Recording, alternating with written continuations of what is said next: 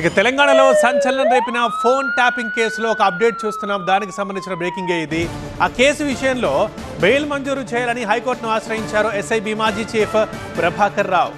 Cancer, lung ఇన్ఫెక్షన్తో బాధపడుతున్నాను, చికిత్స కోసమే అమెరికాకు వచ్చాను అంటూ పిటిషన్లో వివరించారు ప్రభాకర్ రావు.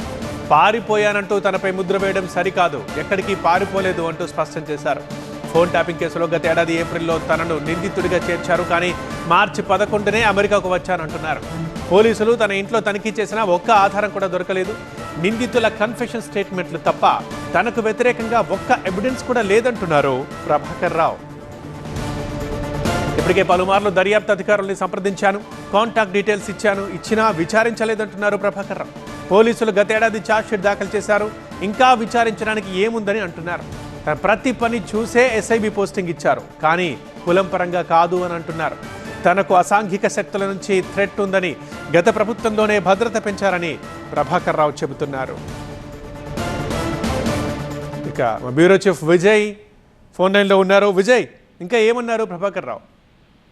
చాలా రోజుల తర్వాత ఫోన్ ట్యాపింగ్ కేసులో విదేశాల్లో ఉన్నటువంటి అక్యూజులు ప్రభాకర్ రావు ఎటకేలకు తెలంగాణ హైకోర్టులో ముందస్తు బెయిల్ పిటిషన్ దాఖలు చేశారు. దీంట్లో తనకు బెయిల్ ఇవ్వాలనేది ఆయన చేసినటువంటి బెయిల్ పిటిషన్ లో ఉంది. క్యాన్సర్ తో పాటు లంగ్ ఇన్ఫెక్షన్ తో, హెల్త్ ఇష్యూతో బాధపడుతున్నాను, అమెరికాకు వచ్చింది పారిపోవడం కోసం కాదు, చికిత్స కోసం వచ్చారన్నది ప్రభాకర్ రావు పిటిషన్ లో చెప్తున్నారు. నేను పారిపోయానని చెప్పి ముద్ర వేయడం సరిగా కాదు, ఎక్కడికి పారిపోలేదు. ఇప్పటికే చాలా సార్లు ఈమెయిల్ ద్వారా కావచ్చు, ఫోన్ ద్వారా కావచ్చు, ఇన్వెస్టిగేషన్ ఆఫీసర్స్ ని తాను అప్రోచ్ అయ్యాను, దర్యాప్తుకు సహకరిస్తానని కూడా చెప్పినప్పటికీ కూడా కావాలని తన పేరును ఛార్జ్షీట్ లో మెన్షన్ చేశారు. ఇంకా నన్ను విచారణ చేయడానికి ఏ విషయం లేదు, ఆల్రెడీ విచారణ జరిగిపోయింది.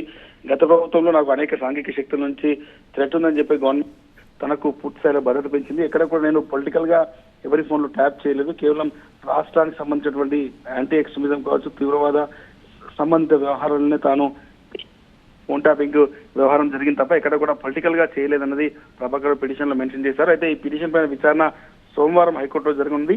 మొదటిసారి తెలంగాణ హైకోర్టులో ప్రభాకర్ బెయిల్ పిటిషన్ దాఖలు చేయడంతో కొంత కీలకంగా మారింది విచారణ. రైట్ విజయ్.